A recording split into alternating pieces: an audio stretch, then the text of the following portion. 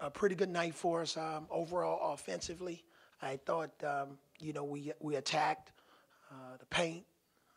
We were pretty efficient from behind the three-point line. The ball moved. We got up and down the floor a little bit better than we did in our first home game. Obviously JP got hot from behind the three-point line. Colin was aggressive offensively. Other guys contributed. Dejon moved the ball. AJ moved it. We did a pretty good job of recognizing different types of defenses.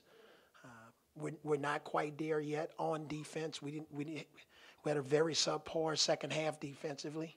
That's to be expected sometime. The mind plays tricks on you, and trying to motivate them at halftime to come out and play quality defense. We just didn't get that done. But Alabama A&M, they're a new team, new system. Coach Donnie's trying to implement his system and get them going. I've played at a school like Alabama A&M when I played at Southern, and I've been a part of these bye games before when we went to play against schools like Kansas and St. John's, and I played against Kentucky in the NCAA tournament, and so it's a pretty uphill battle.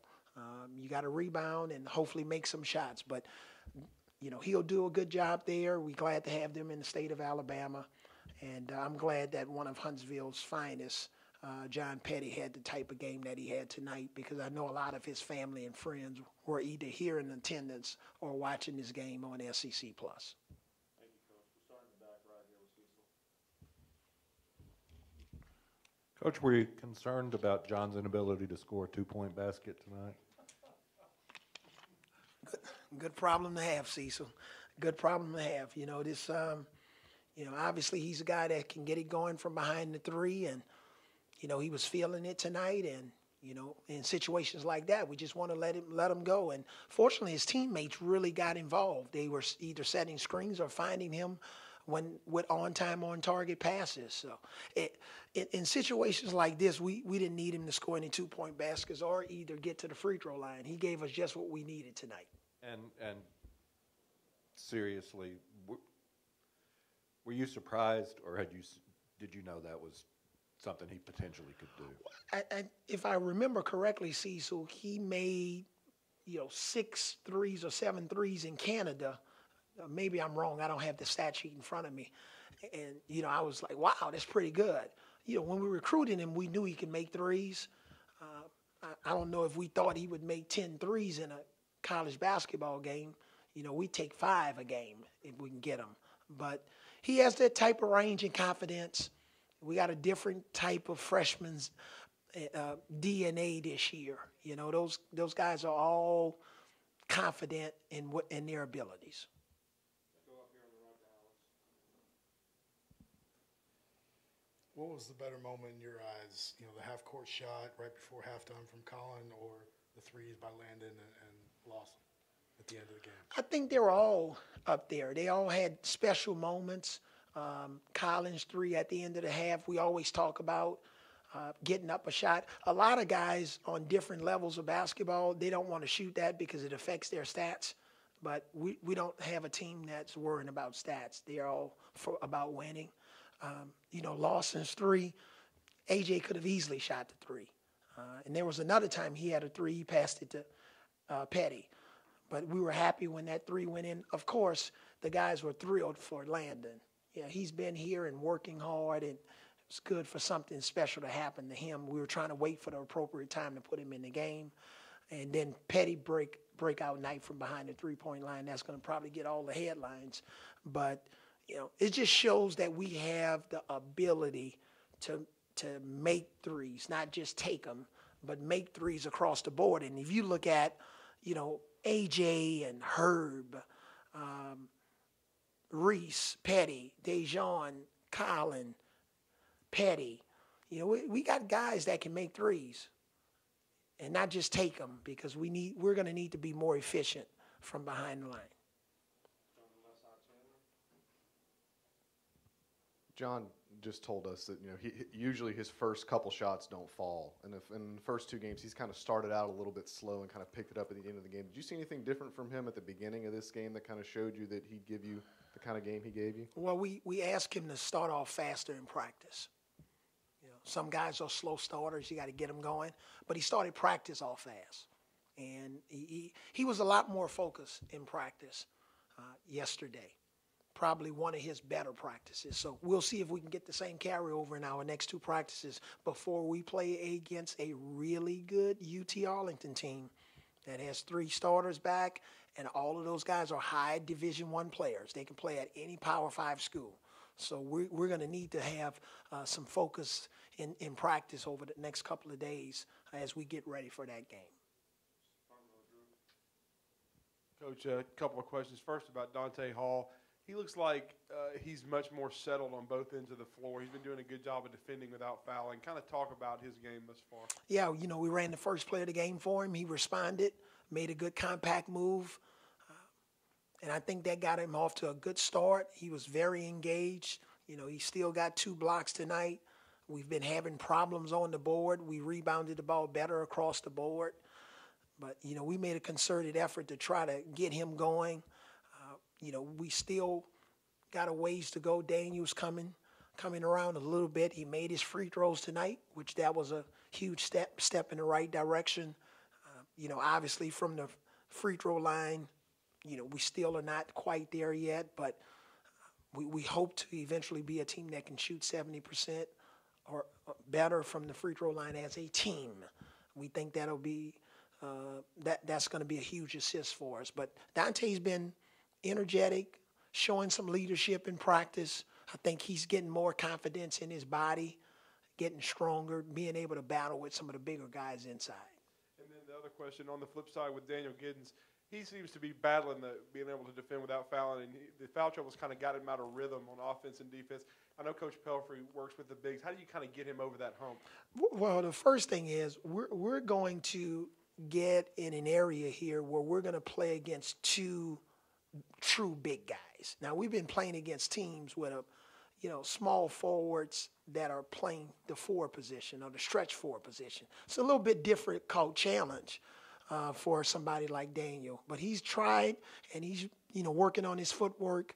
But he's played more 4 than he has 5 because of Riley and Braxton's injury. Okay, but he's a fighter. He's not a quitter. Now, he'll adjust and he'll watch the video and see how he can improve defensively. He had a couple of calls in there that could have gone either way. Just unfortunately, he was called for the foul.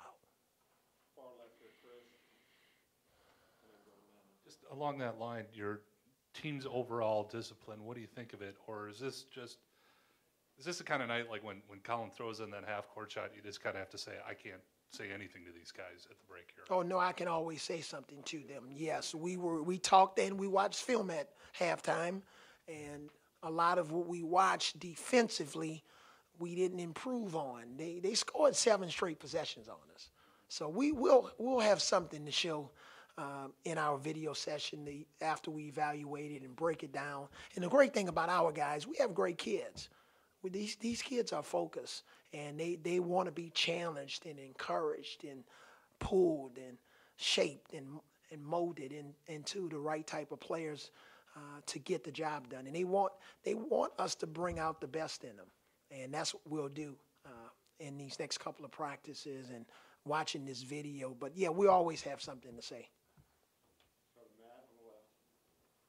Avery, 2 questions for you. First of all, throughout the last couple of years, you've talked a lot about just wanting to get to a certain point, tempo-wise, offensively, and to obviously improve the three-point shooting. Hey, how much progress do you feel like you've made in those 2 areas in particular, and just how much closer are you to where you'd like to be? What's your second question? Second question was something Petty-related. Go ahead. What's your second question? Well, he was talking about just after the second shot in particular that he kind of felt like it could be his night. I was going to say, from your perspective as a coach, just when you kind of realized that could be a special night for him. Well, we're playing at a much faster pace. We see it on video. We see it in practice. We have guys that can really accelerate with the basketball down the floor, and it's forcing other guys to run faster. And it's pretty cool to watch it. And when we have guys that can make the 3 then it stretches the floor out and puts a strain on the defense. And now our big guys are running even harder because, without mentioning names, you know, the 4 or 5 or 6 or 7 guys that we have that actually handle the ball at any given time, they're willing passers. You know, look at our first couple of games. I think sometimes our big guys are surprised that at the rate they can get the ball if they set screens or run on the break. So we have improved and accelerated our tempo, and we are faster. Guys that have the ball and guys that are running the lanes or the wings, they can get up and down the floor. We've improved our foot speed. In terms of Petty, there was a stretch there in the first half. I think he made one on the left side, and he just rose up and shot the ball. And it's something that we've been talking about in practice. Shoot your game shot in practice. Don't shoot your practice shot. And he carried over to the game. And once he got rolling, I guess the basket just opened up for him a little bit. Coach, in games like this, when your team is dominant for so many stretches of the game, it's sometimes hard to find big things to take away from it, but you don't seem to have that issue. So what were some of your big takeaways from this game? It wasn't really so much about the big takeaways. It was the little takeaways that we have to improve at guarding the dribble. See, in this day and time, if you can't guard the dribble and guard 3 to 5 dribbles, your defense is going to be in trouble. So my takeaway is that's an area we have to improve in. Offensively, I would say in terms of a takeaway, I like how we shared the ball.